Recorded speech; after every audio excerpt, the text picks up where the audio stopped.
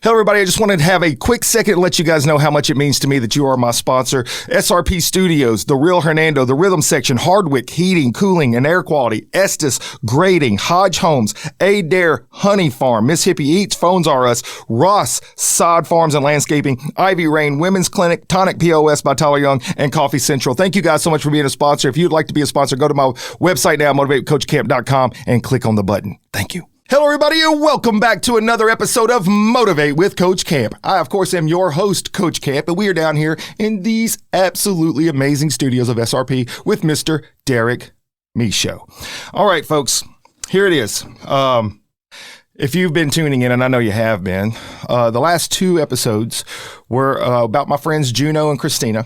And, you know, for a while, I had thought about the idea of kind of coming in with some conversation and some education about cancer because it affects so many families all across America, all across the world. And this week's guest is a very special guest of mine that was brought to me by Miss Christina herself. They worked together and heard a little bit about her story. I thought that, you know, her strength and her journey is just too amazing to not share with the rest of the world. She was willing to come in, so I really appreciate that. So at this time, I'd like to introduce to you guys Miss Angela McCaleb. How are you doing, ma'am? I'm great. Glad to be here today. Thank you for coming into the studio. Yes. Well, hey, the weather's great. Beautiful day. I always talk about the weather because some days are better than others, but man, today's a good one. It's a beautiful one. Hit ditto and it's my repeat. day off. And it's your day off, an even better day. Yes. So you work at Salon Haven with Miss Christina. Correct. Right? So having a day off, having a beautiful day, and you're spending it with us. So we all definitely appreciate that. Thank you. So let's just jump into a little bit about your story real fast. If you would, just tell my listeners and viewers where you're from, family members, things like that. Okay. So a lot of people in DeSoto County know me because I have done hair for so long. I'm Angela McCaleb. I was born in the Delta but moved to DeSoto County as a young child, and I grew up here. Married my high school sweetheart, Ben McCaleb. We've been married 28 years. We have 3 children. Savannah is 27, Nick is 26, and Trace is 20. And the cancer journey has been interesting on them because we've been on this road for about 4 years. So when I was originally diagnosed, they were young kids or, you know, teens. They didn't get as involved as they have after my reoccurrence happened last year. So that's been a lot to watch a family transition through in different ages too. So that's cool. Yeah, we'll talk about definitely how the impact has happened to your family, but how you guys have bonded together and worked through it, obviously. So much. So where did you go to high school at? I went to South Haven. South Haven. And I was the class of 98. You said you married your high school sweetheart. I did. So those stories are out there. That still happens. They are. How long after high school? Oh, well, it wasn't after high school. Not a lot of people know this about me. Oh. It's probably my one thing, if I have to say, that I regret in life. But I will also say God has never held me back. I quit high school after 9th grade. Okay. And I got married at 16 years old. 16. I mean, and by the way, folks, whenever you see this surprise, I really had no idea about any of this part of the story. No. Wow. So did your parents sign off on this? They did. Okay. They did. My mom actually told me when I was about 10 years old, she was like, I think you'll grow up and marry that boy one day. And I said, Mom, don't say that. It makes me throw up. Oh, like, no. You got to back up. I don't know so what when did you know him? How old? So I probably met him when I was about 8. He was best friends with my cousin. And so they hung out at our house, a lot of divorced families, and my family was still married, and we just had a fun house. And so a lot of people hung out there. So you've known him my whole life. Essentially I've had your him whole longer. life. Like his family's my family's his family. Like there is no difference. Like we've been together our whole life. That is absolutely an incredible story. And I've known of a few that were like started out in junior high, but 8? I don't know that might be the youngest I've ever known. And I tell everybody, it is not a bed of roses. If someone tells you their marriage is perfect, they are lying. Oh, no doubt about it. Because there is always going to be somebody like trying to, you know, but we have commitment, and that's what it's taken. Life comes at you a lot of ways. Absolutely. So then you got married at 16. And what did you do at that point? Did you go to work? I worked. Okay, what'd you do? I worked for a couple of years. I worked in the medical field, actually. Had the pleasure of working at DeSoto Family Medical for many years, which ironically has helped me through this journey. Yeah. So many years later, I had a lot of different roles in that medical field because I worked there for quite some time. And just things I learned there have brought me through steps of my life. That's an important part then. Yeah. It's a very important part of my story. How long were you there? Do you remember? I would say about 8 years. Oh, wow. Yeah. And started just answering a phone to being a physician trained nurse at one point, just all kinds of things. So it was great experience. You were probably there when I actually went there for a while, but then it went to Bagwell. And then I don't even know a lot of divorces happened. A lot of divorces happened. Now they're everywhere, and I get to love them from all the clinics. So then you're working in this career field, and is it during that time that you have your first diagnosis? Yes, in 2020, the first diagnosis came. And I was doing hair. How old were you? I was 40. I was due to have my first mammogram that year. I did have some family history, so I could have started mammo at 35, but I was healthy. I was living my best life. There was no need. So at that time, 40 was the recommended age. And I had intended to get it that October because everything we hear about with breast cancer is October. Breast cancer happens outside of October. That is true as well. And one August morning, I was awoken at 3 a.m. by God, and I was prompted to do a self-exam. Didn't even know how to do it. Had never done one in my life. Thought I felt something, so I Googled how to do it. And I raised my arm above my head, and as soon as I did, I found the knot. So you've never done this before? Never. And I knew at that moment that's what it was. I woke Ben up, and I said, Ben, I've got breast cancer. And he's like, no, you don't. And I'm like, I'm telling you, this knot has not been here. And he's like, I don't think it's breast cancer. I think you're crazy. Go back to sleep, And he's like, but we'll deal with it tomorrow. He was there for it. But did you have any family from that moment? So both of my grandmothers had breast cancer. Ironically, I say I learned a lot in the medical field. I didn't know there were so many different types of breast cancer. I thought breast cancer was breast cancer. Yeah. There is many different types. So one of the early stage tests I had done was a genetic test. The actual breast cancer I had was not the same that either of my grandmothers had. So it made sense for me to start with a bilateral mastectomy. Is it the different types of cells that create the different types of cancers? Because I know, if you have, I'm just relating this, and I don't know a lot about breast cancer. I've done some research. I've got some statistics here, but I'm interested to hear what you know about it, because if you have skin cancer, it could be basal cell, it could be carcinoma, it could be melanoma. There's a lot of different things. So what were the defining factors? So there's hormone positive breast cancer, hormone negative breast cancer. There's triple negative. There's all these different factors that make up the genetics of your tumors. So my particular cancer, estrogen and progesterone grow my cancer. So that means my female hormones that my body naturally makes are going to grow those cells that link together and cause the cancer. Wow. So, and your grandma, what do you remember what hers was? I don't remember their exact. One was triple negative, and praise the Lord I didn't have that. That's definitely one of the harder treatment plans. And then one was not estrogen positive, but maybe progesterone positive, I think. But it was just definitely not the same as mine. I do remember that. So then the next morning comes around, and your husband, do you mind if we say his name? No, Ben. Ben. So you look at Ben, you're like, hey, Ben, at 3 o'clock, that wasn't a dream. This is real. We need to do something. So what's your next steps after that? I called Jenny. Jenny Fredrickson, Ivory Rain. She's just amazing. And so I'm like, hey, Jenny, I think I have breast cancer. And she's like, what? No, So she's like, okay, let's get you an appointment. Come on in. So we go in, and she tells me there's 5 things she can look at from the outside of the body. And 4 of the 5 just don't look great. So we need to get some imaging. And I'm like, look, I'm good. I already know this. God has given me this. I'm at peace. I'm good. You knew this before the diagnosis? I knew it before the diagnosis. It's such a intricate story. But so she sends me to DeSoto Imaging. I have a great friend that has a great friend that, that's the nice thing about what we do. We can get in anywhere right away. But they get me in right away, and I have a mammogram and an ultrasound. The ultrasound tech, I had done her hair for about a year, probably, and her son's hair for probably about 4 years. And so I was close to her, and she's scanning my breast, and tears just start rolling. And I'm like, Donna, I'm going to be okay.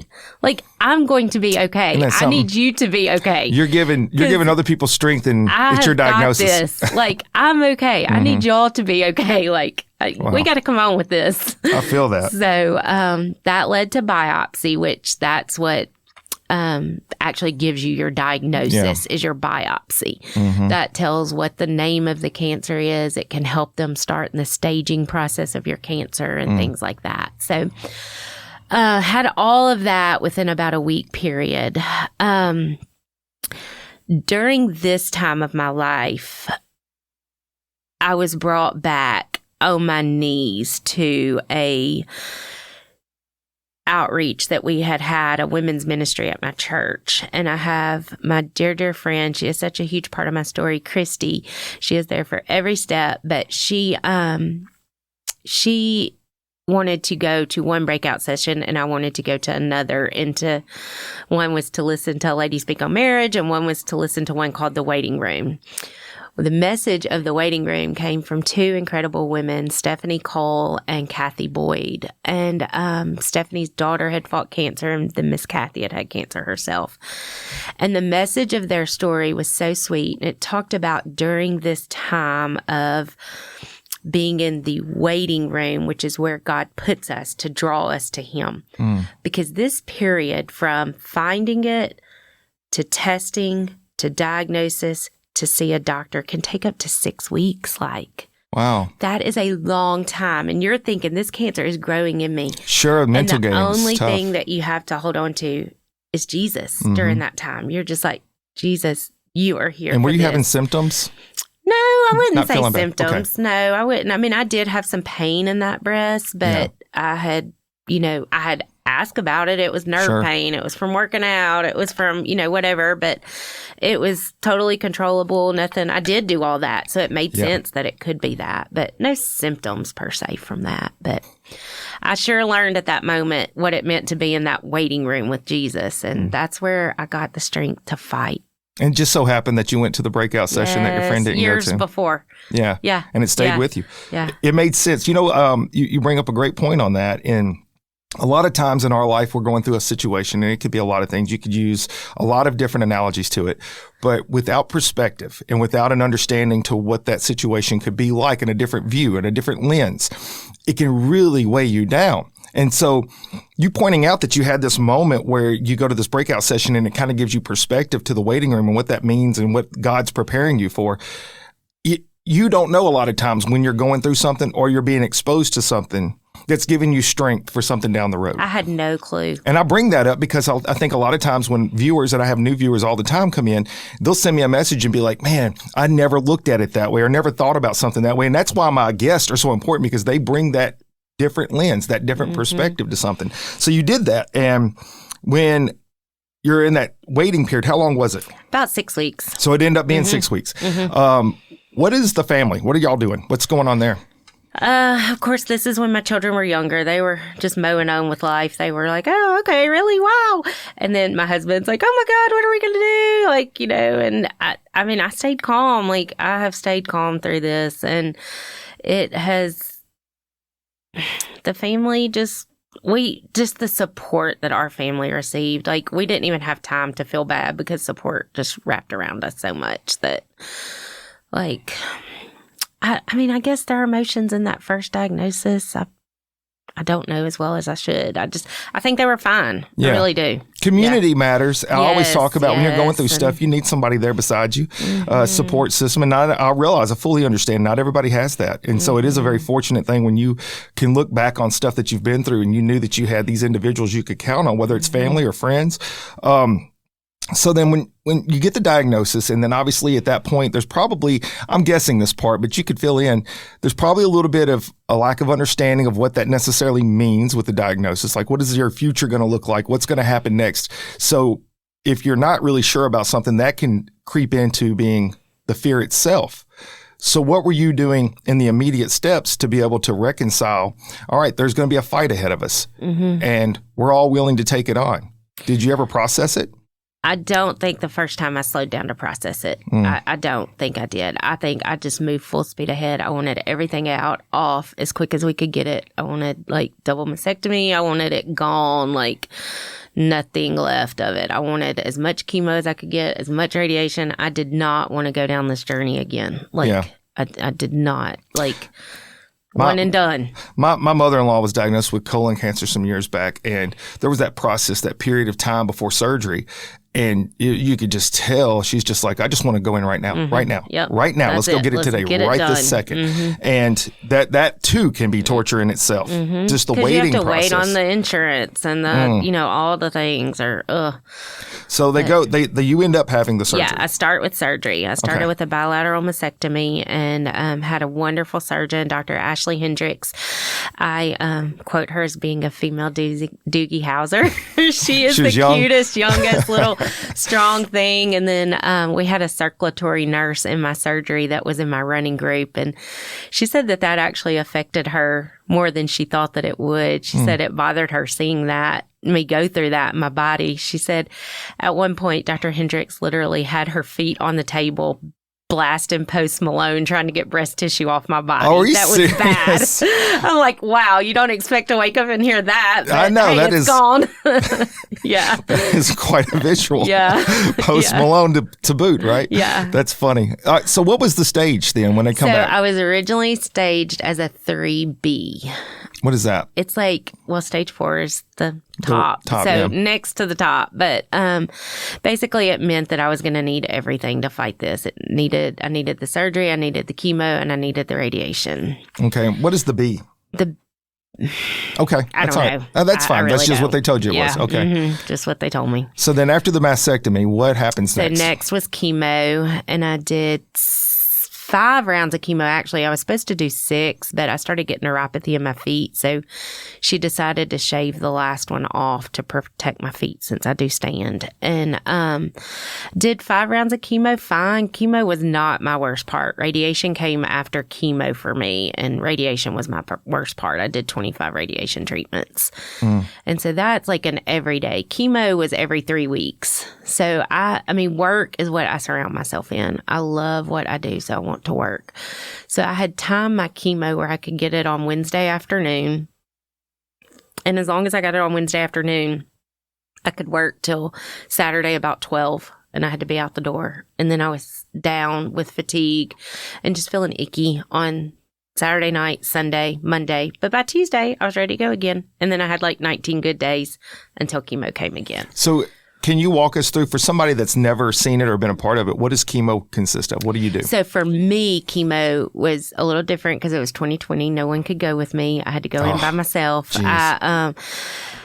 I would go in and sit in a chair, a leather chair, and they hook you up. I did not do a portacath. I don't know why. My doctor just chose not to do that. And so I would get an IV each time, and I would sit in the chair for about 3 to 4 hours and just have poison run through your veins, basically. It kills all the good and the bad and everything. But, I mean, that's what you're there for. And I was thankful for that poison. It was every time I had to walk in that door, I thought, do we have to do this again? But I mean, it was my hope of getting rid of it. Yeah. And all along this path here, I mean, you're still working. And let's look at that real quick, if you don't mind, because I think that is an important aspect here for a person that gets a diagnosis. And there's no judgment on this comment. A person can take that a lot of ways. And if they don't have faith, a lot of times that can be like this doomsday sentence, and they really just become depressed, and they don't even know how to focus, and they don't know how to move forward in life anymore. And it's just like, I've seen it. I've witnessed it. Being a paramedic, and I can't even tell you how many people I've known personally that's had cancer. It's the whole array. It's the whole array. And one of the things that I've seen that people tend to stay healthier and they continue to thrive and continue to move forward is that they have that purpose in their life. And clearly you had a connection to community. And look, let's just face it. There are 2 things. One, if you're a barber, or if you work in some kind of health-related field, you are going to have people, like if you're a doctor at a clinic that people come and see, you're going to be connected to that community. And barbers, that's where all the stories are told, and people share their lives. And you needed that. I needed that. I needed them proud of me, too. Oh, like, yeah. I needed them like, oh, my gosh, you're doing this. And that carried me through a lot of days with other people's. Yeah, Angela, you do realize you started out from the very beginning living for a bigger purpose, obviously. 100%. Showing other people that, look, we can do this together. Yes. And that's why you're here today, I God's believe. Purpose, yes. Yeah. This God, I have never asked God why. I've said, why not me, good. God? I'm with women all day, every day. Let me be their educator. Let me guide them on these paths. And I've been blessed to guide a lot of them. Yeah, and honestly speaking, that's a question that probably is said a lot, is why me? And it's the reality that life is going to happen, and life is never fair. And when things come your way, it's not about, you're a victim of something. It's that it's an opportunity. And that's what Christina actually shared with us, is that she was chosen for this journey. And to see it in that light, in that respect, too, will give you strength. And it also helps you to see the bigger purpose. Right. There's somebody coming behind you right now. And I don't overstate this. I feel like I say it the right amount of times. Maybe more, I need to say it more. There's somebody right now that's going to watch this episode. And they're going to gain some strength from you. They're going to gain some education. They're going to gain some hope from your episode. And that's why I know this is so important. It's not about me ever. It's always about my guests. And it's always about their story. And so you being able to share this for other people, right now somebody's sitting there thinking, I've thought about giving up. I thought about this is over with. Why even fight? But you kept showing up to work. You kept being around family, friends, and taking on the fight of cancer. I want to throw some statistics if I may. I did a little bit of research. I'm not great. My teachers, when they watch, they're like, why didn't you do this in high school? I'm like, I don't know. I was distracted, had ADD. I don't know. So there are a few statistics I wrote down about breast cancer. One, it's the most common in women. Over 300,000 each year will be diagnosed with it. Essentially, 1 in 8 women will be diagnosed in their lifetime. 1 in 8. That is a very high percentage of people. It says it can be very treatable depending on what type it is and how early it's caught. And what I found to be interesting is nearly 3,000 men every year will be diagnosed with breast cancer as well. Right. 3,000. That's a lot. It's not 1 in 8, but that's still a lot. And it says anytime you're at the age of 40 or over, that's the risk factor. And that's what you mentioned, was that you're waiting. And so that's also important, is the fact that you mentioned that you weren't feeling bad. You're healthy. You're living life. You don't want to clog up. One, you don't want to clog up a waiting room. But then two, who has 3 hours they can spend out of their life sitting in a waiting room? Let's just be honest. So those factors played in, and the family history. So you had family history. That's a big part of it. And then actually the last note that I made here was that breast cancer is also the second leading cause of death among cancers. So not being checked regularly or early. Those things can be a big part of it. 100%. So going in and early. So what would you recommend to a person about when's a good time to start getting? 35. 35. Please start at 35. Okay. Even if you don't have even if you don't have a past family history, start at 35. Just ask your healthcare provider.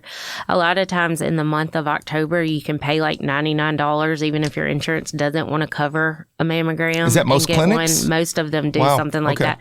I think Baptist even offers free mammo in October, if I'm not mistaken. But a lot of the healthcare clinics in October will offer that for under or uninsured people or whoever. But we don't think about spending $99 at Chick-fil-A in a month at all. You're right about that. Or $1,000 at coffees. Trust me, I know, my daughter. So, that's 35, please. If you have family history, I don't think there is a too soon. That's a good point. And what about self-checks? So you mentioned you kind of found this. Yeah, I found it 100%. Self-checks are never comfortable, but I think they are important. I think it is very important to know to do them properly by raising the arm above the head. That makes a huge difference. I always educate on that when people call me. But just staying on top of your routine medical care is very important. We have recommendations of like colonoscopy, you're supposed to start at 35 now, I think, instead of 40. And for colon cancer screenings and things like that. They put these out here for a reason. They've studied this stuff. They know when it starts. I mean, the numbers speak for themselves. Yeah. And I mean, it just... So doing your regular checks, what if a person is not sure about how to do that? Where did you find literature on it? You can Google it. I went to Google how to do a self-exam, breast exam. And I mean, it laid it out step for step for me. And it was right there. And see, that's the thing. I think people, sometimes we forget we have all the resources in the world right here on this phone. Or at least the older people, myself included. It's like, I didn't think about it. You do have to, I mean, and I'm not a huge, I'm not going to research every test result because you can get in some rabbit holes, but it's there for a resource, and you can find anything you want to believe on the internet. Yeah, that's true as well. I mean, that doesn't mean that it's true. Watch your resources. That's fact. Yes, that's fact. I mean, it does not matter the way you think. You are going to find it to back up your way of thinking. Which, hey, as long as you're researching what you believe, I'm all for it. You know what I mean? But check where you're getting it. Here's the thing about health is, and I speak from a pretty good perspective here, having been in the medical field now for almost 30 years. It really is important that we're our own best advocate. You know, waiting for a doctor or someone to, suggest something to you, sometimes it's too late for things. So you have to be your own advocate. So that brings me to 2024. Let's go. And that's where I am. Okay. So I spent 2024 in some bad pain, all in my back, and it went down my leg to my knee on the right side. And I am not a person that hurts. I was a runner, walker, having funner, I guess you call it. It all counts. It all counts a miles a mile, no matter how fast it is, I guarantee you. But anyway, it brought me to where I could not do anything like that. The pain did. So from 2020 to 2024, I was fine. You were fine. 2024 hits January of 2024, and I'm like, something is not right. My back and leg are killing me, and so kind of felt like it was some sciatica going on, and so started doing all the stretching and the moving and some really cool exercises from, I know Miss Deb teaches at the DAC, and it's Forever Young, but there's this super cool lady, Deb Smith, and she's a holistic personal trainer, and she had some really cool exercises that I could do, which was a lot of stretching. So it gave me a lot of purpose, and I really enjoyed that. But sadly, I got to where I couldn't do it because of the pain. And so I started reaching out to doctors. First, what my was that oncologist. January to April. Okay, so just in pretty April, short. I started reaching out to my oncologist. I had my normal 6-month checkup. And I saw our nurse practitioner that day. And I said, look, I'm scared my cancer's back. I said, I have had this pain that I cannot get to go away. And she's like, your labs look great. I don't know why you would think that, blah, blah, blah. She's like, if it doesn't go away, go to ortho. I said, okay. So she said, well, I'll go ahead and set you up with ortho. I said, okay. So I go to ortho. One ortho is like, okay, let's put a shot in your hip. You'll be fine. I had about a day and a half of relief, I feel like. And then it was right back. And so he recommended another ortho in his group, maybe coming from my neck. Saw that guy. He said he did see something in my upper neck, but it looked like just a little bit of arthritis, and to try 24 physical therapy treatments, I think is what he recommended. And I was like, I can't do physical therapy. I'm getting debilitated. It was terrible. And so I was like, there is just no way. This was progressively every day. Yes. Were you taking medicine and stuff at that point? Yes. I had, all kinds of over-the-counter painkillers, and that is just so not me. It was just terrible. And so July comes, and I am literally dying, and I will never forget it. Ben and I were sitting at a campground in Sardis. We have an RV, and we love to camp, which is so shocking. But we were sitting there, and I said, Ben, I'm fixing to message the oncology team.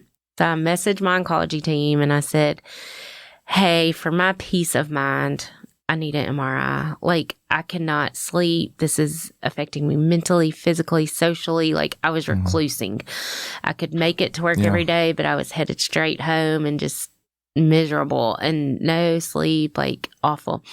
So they order an MRI, and of course, I get the results before they do on these portals, which are lovely, and I see that my cancer's back. I knew it. And so... How did it come in? Like, what was the diagnosis to it? It was just metastatic breast cancer, new mets, and all the things. And so I was eating with a friend. She had taken me for the test, and we were eating at this little Mexican restaurant in Germantown, and there was a neon sign above us that says, "It's okay to fall apart. Sometimes tacos do too, and we love them." And so she and I are sitting here like bawling, thinking I'm dying. And there's these guys looking at us like, what? We're like, it's okay to fall apart. That sign. Yeah. So and so then a sweet friend ended up painting that sign for me, and I have it in my house now. But so at that moment, like, that came in just as a blow because I knew it, but now I knew it was time to fight again. And what I did not do in 2020 was slow down. Like, I just kept going. And I was like, this time I'm going to slow down. I'm going to do this the right way. And so that has been a huge adjustment for me because I'm not one to slow down and to do things the right way. You know, I want to keep pushing, but Sure. I'm slowing down. I'm making the best of this. So where was the cancer found? So right now, like, so that MRI led to a PET scan. The PET scan scans everything, plus a brain MRI. So at that point, we find out that I have 2 tumors in my brain, one on the right and one on the left. Oddly enough, I named them. So Sally is on the right, Bob is on the left. And then it starts in my cervical spine and goes down my spine to my tailbone, my pelvis, my right hip, and my right femur. Is it all bone? It's all bone, all in the bone. So my femur, they were very scared of it breaking because it has a 17-centimeter lesion in it. And so that pressure, they were scared that it was just going to snap into. So they asked me, would I consider having a rod put from my hip to my knee to protect it so that didn't happen? Because if it breaks, it's going to be a lot harder to heal because of cancer in the bone. And I'm like, oh yeah, let's go for it. So we went for that. That was easy. So you did that? Did that. I ended up changing medical teams right there. I lost confidence in my first medical team. So I ended up changing. And even though they connected me with a lot of the same people and things like that, I just knew that it was time for a change. And so that brought a whole new hope. And what were the treatments at that point? So at this point, it looked like I was going to do the leg first and get the rod, and that's what we did. And then we did a new test called a Guardian 360, and that is just an amazing test. It gives doctors all kinds of information about your specific tumor, but it also gives them a list of medicines that treat that tumor. So they're not having to piece it together as much as they used to, I guess. Yeah. They used to have to go to a book and then make 5 phone calls. Yes. Yeah. And now, so he calls me. He's like, this is the #1 medicine. We're going to put you on it. It has great results. And I joined some online support groups on that medicine because, you know, you can get real information from these people. It's a great suggestion to the viewers for sure if you're going through something like that. But you also have to you have to watch what people put out there when you're in these online support groups because you want the truth, right? But I have another friend going through one right now that joined one and she was having so much anxiety from it. I'm like, get off of it. Like, if it's causing you that, get off. But what I got from this is I was seeing that this drug was helping people about 22 to 24 months consistently, what they were putting. So I was like, okay, you know, this is buying us some years right here. You know, we are good. And so that gave me hope in that medicine. So I'm on the medicine, having very minimal side effects, which is great. That was the next question. Yeah, it was called Kisqali and very, very minimal side effects. Doing great. Had my routine scan of my back. It shows my cancer growing. And then my numbers start creeping up on the lab. So I go in and he's like, yeah, I don't think it's working anymore. And I'm like, okay, you know, no worries. What's next? Yeah. So we moved to a chemo pill starting this week. But also this week, I had my 3-month checkup on Bob and Sally in the brain. And ironically enough, because Callie kicked Bob to the curb, Bob is evacuated, gone. He is gone, Gone. Sally has got just a sliver left of her. the funny part about that's when I say something mean to my friends, I'm like, oh, darn, that was Sally. That wasn't me. So I can still blame Sally a little longer, but she's on her way out the door. She's getting out of here. She's getting out of here, too. Yeah. Like she's got to go, but she's got a little bit left in her. But we're going to get rid of her. I know we will. Yeah. Absolutely. So has this affected you mentally, though? It really has. And it really affected me when the medicine didn't work. I kind of reclused over the last few weeks after finding that out. I was like, oh, man, I just really expected that for a lot longer. And it didn't. It just kind of brought me to a stinking thinking place. Like, okay, what's going to happen? Like, I need to know a plan, you know, and I didn't have a plan. Like, I knew that there was a new medicine coming. I didn't know what it would cause. I didn't know what it would do. You know, like, I needed something. And God came in so big yesterday with that, with the brain. Like, I needed a win. I needed a win, and I won yesterday. And I have not had a high like that, and I don't even know when. And so I think I could have done. My friend that took me yesterday, she did do backflips, I think, coming out of the building. And here I am. She's doing backflips, praising. And don't get me wrong, I was praising God, but I'm praying for the ones that aren't leaving with the results I'm getting today as she's going, hell yeah, let's go. You know? Yes, I get it. I'm like, opposites attract for a reason. But, I mean, it was just such a sweet, sweet day. Yeah. So obviously, you're still in the thick of this. I mean, this is fresh. As you said, you just started a pill yesterday. Monday. Yeah. And in real time, this is March the 12th, Wednesday. So that's 2 days ago. Yeah. Literally on the day of recording. So these always come out a couple weeks later so people would understand where we are in the timeline. But, you know, your personality, your attitude towards life, these are the things that Christina was impressing upon me, was the fact that, you know, you're still happy, you're still loving, you haven't given up on anything. But I love the fact that you're being vulnerable and sharing that, but yeah, it does weigh on you. Yeah. And it's okay because you're human. It's okay for it to weigh on you. And the taco analogy is great. You know, because you can fall apart and people still do love tacos and they still do love you. Yes. And so all those things matter. And you see this, you've already mentioned this, and that's, yeah, I never know what my guests are going to say a lot of times. I know the line of questioning I may throw at them, but I don't always know the direction. And you've unveiled a lot of stuff I didn't know. I didn't know you got married at 16.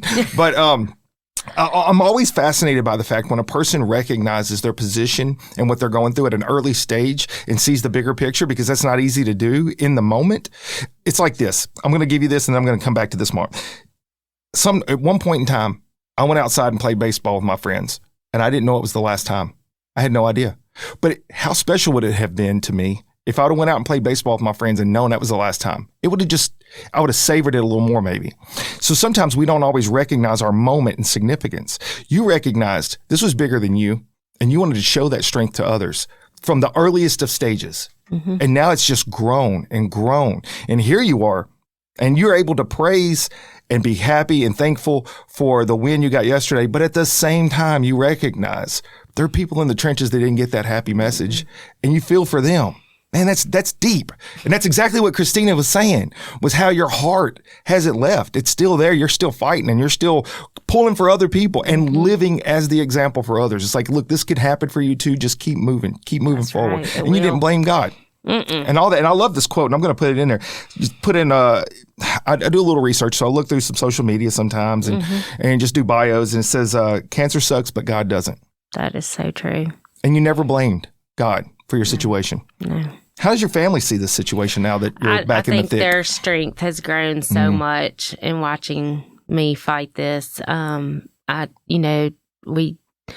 We all walk a different stage of our path within my family. Some go to church regularly, some don't. Some, we all do our own thing, but we all believe in Jesus nevertheless. And I do think that I'm an example for them to, see and to carry on in their life. And that is very important to me, that they see me give God the glory for what we're getting and going through. And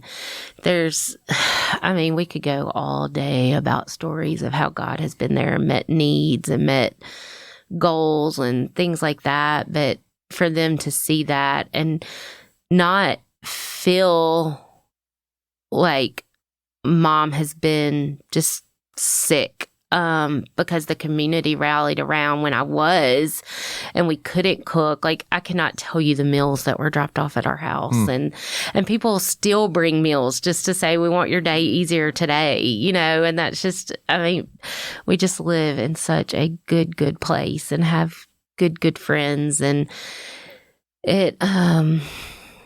my kids have just really been able to see what a community looks like that supports each other through this. It's incredible, but it's also at the same time, I recognize I've been fortunate. I've been able to see that same kind of thing, being a part of different nonprofits and that people you don't recognize what it is they're going through. And that's why people talk about when you go out into the world and you come across a situation, sometimes back off and give that person some grace because you don't know what they're going through. And just like what you just said, people were still coming to you trying to help out and just like, today, I want today be a little better for you. That's what we as people can do. Does it take a lot of money? You don't have to be rich. No. You don't have to be famous. You don't have to have a microphone in front of you. You can just be a good person to other people on any given day. And you don't always know how important that moment can be. That is right. The ripple effect is so important. You mentioned about your kids being able to watch this and seeing them grow from your journey on this thing.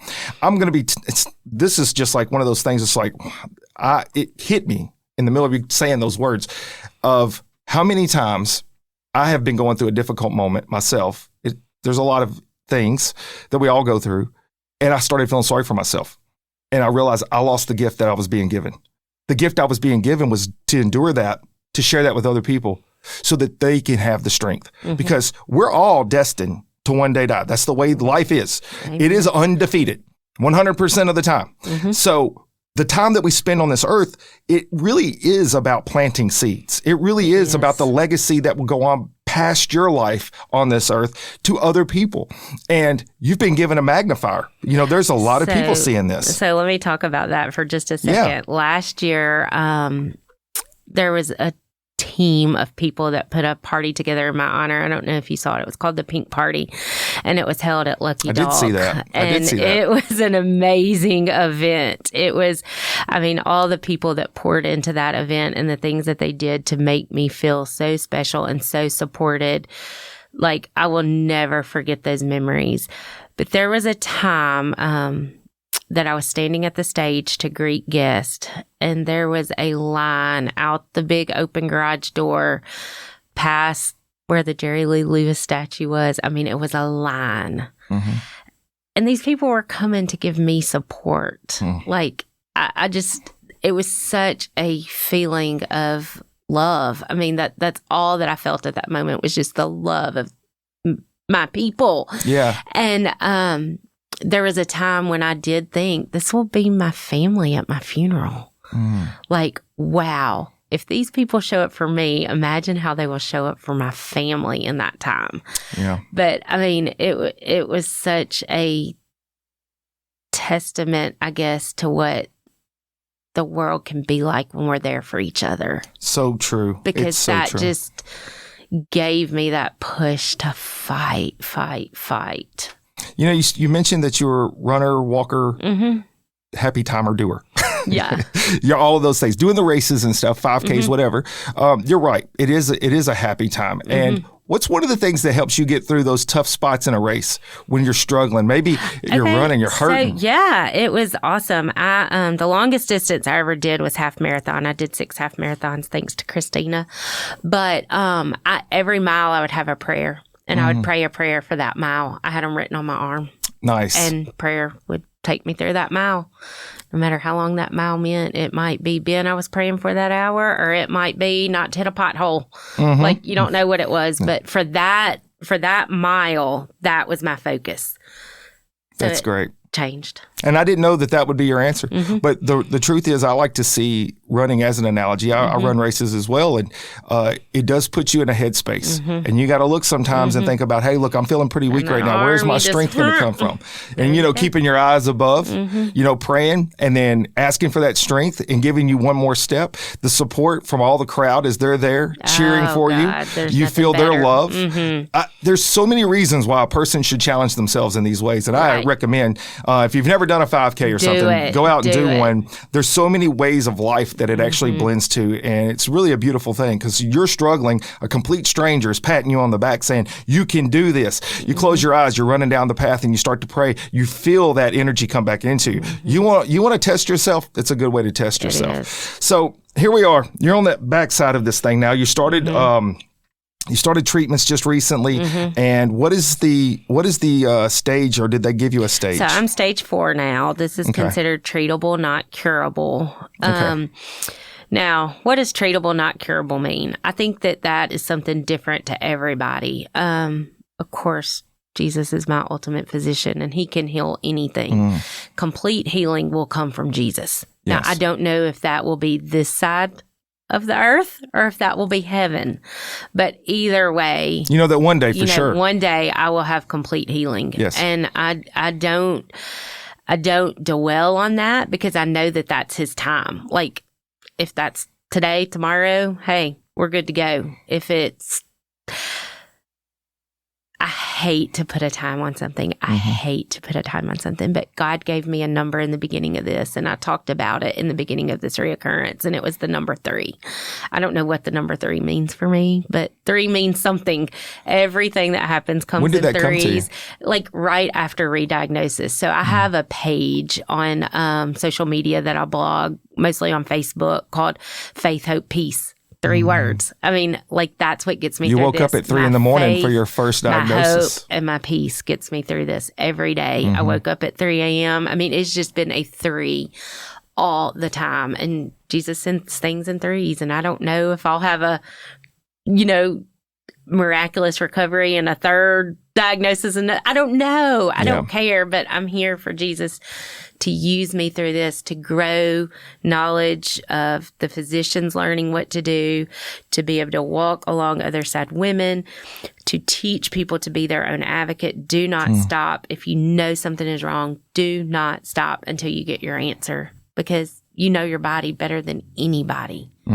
Father, Son, and the Holy Ghost. Those 3 came to mind. Yes. And you woke up at 3 in the morning with your first day. All the 3s do matter. Something in 3s matter. I don't know what it is, but something in 3s matter. I agree with you. It's an odd number. So I have 3 children. You have 3 children. It's just, it makes sense. I don't know, but it makes sense. Well, I've got to tell you, so your personality and your approach to this is what people will cling to. They will understand that, life doesn't have to be over with a bad diagnosis. You can keep moving forward. You can keep living life. And let me ask you this, and it may be hard to answer, but, I think about, if I was a viewer, what would be something maybe I would want to ask? And that is, has the way that you view life now with this second diagnosis changed than the way you were living or thinking prior to the second diagnosis? Has it changed my life? Yes, because I know that I need time for me. I know that it's okay to say no right now. I know that it's okay to set limits and boundaries right now. And that's never been a person that I've been able to be. A great example is I have such a tight-knit, close friend group, and we always take a big trip every year. And I'm the big planner of that trip every year. And we always have it booked by March 1st. Today's what, March 12th? We don't have it booked. And March guess 12th, what? yeah. We probably won't get it booked because I'm not booking it. Like, I don't have that energy in me to do the research, to do the whatever it takes. So, you know what? If we don't get it, we don't get it. It's okay. Yeah. It's okay. I don't have that in me right now. And so that has changed. Like, that would have never been somebody I was before this diagnosis. So it's a reprioritization of your time. Yes. Which I point that out because I think we should all use that. Yes. You need balance. God calls us to rest. God calls balance. God calls all these things for our lives that we overlook. We are so busy. We are so headstrong. We want everything to look perfect on social media. We want everything to, and yeah, it's not. And it's okay. It's okay. And it's okay. It's okay to not be okay. Yes. I say that all the time. I gave a speech on it once. Yeah. So it is a very true, it's a very real thought process, Yeah. but you have to be able to come to terms with that. And some people do struggle with that part. I wanted to point that out because for myself, and I'm sure there are plenty like this mindset, when I was a firefighter in Memphis, and it's not a secret, it's pretty dangerous in Memphis, I came to terms with it early on as a young person that, it doesn't matter where you live. Any day could be your last day. Okay. Right. That is just, life is that kind of fast. It can happen like that. It's not even cliche to say it. But I also wrap my head around, I'm putting myself in some pretty dangerous spots. And one of the things that I wanted to do, and that's why I asked the question too, was to reprioritize why you're doing what you're doing in the moment you're doing it. Not to just go through the motions or just try to grind to this end result that is really never an end result. And I made sure that every year, my family and I spend a week of vacation somewhere doing something. If we didn't have a lot of money, it may be camping. We did a lot of those trips. Go to the lake for the whole week. Just spend time. Just spend time. Because that's the one thing we're not guaranteed. And it's over with quick. The time on this earth matters. It does matter. But preparing and understanding that there is another step to our life, you mentioned that, and you will be whole one day. And all these people that you talk about that have come to your aid and loved you, you're all going to be back together again. Yes. Spend the time on earth. Prioritize your life in a way that makes sense and is, you understand you got to have time for you. You got to have time for those that you care about. But in the end, just realize that everybody's passing through this earth just in a glimpse of time. So don't waste it. Don't waste it. Time is the one commodity we can never get back. That's right. And there's no amount of money that can buy you that. We're all guaranteed at some point. I get it recently, and not to make light of it, but it is kind of funny that there was a 300-year-old person getting Social Security, apparently, according to Doge. But I was like, well, that's not real. So if that is a real statement, I'm pretty sure they're not there. But yeah, we are definitely all passing through quickly. And life is something to be cherished. And that's why we always have to embrace the moment. And that's why it's really always humbling to me when my guests spend a portion of their day to come down to the studio and share part of their story and their journey with my listeners. It matters a lot to me, and I know it matters a lot to them.